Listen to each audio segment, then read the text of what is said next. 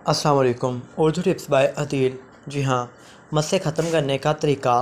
मस्सों का इलाज अब होगा किचन में मौजूद इस एक चीज़ से, तो इस्तेमाल करना ना भूलिए, कहीं देर ना हो जाए। मस किसी को अच्छे नहीं लगते। चेहरे, गर्दन या जिस्म के उन हिस्सों पर जो खुले रहते हैं, मस्से निकल आना परेशान कुन साबित होता है।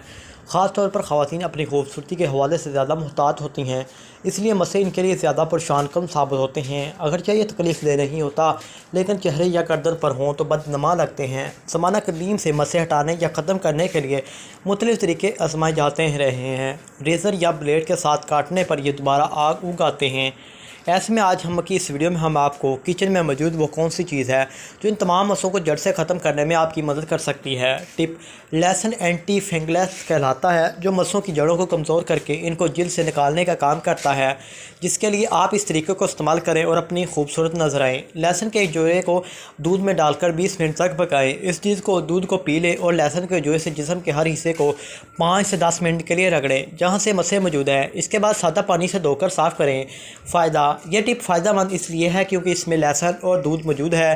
ये दोनों चीज़ें ऐसे प्रोटीक हवाई से भरपूर हैं जो मस्सों के अंदर पैदा होने वाली काले और गहरे रंग के तो रतूबत को पिस की सूरत में निकालने का काम करती है।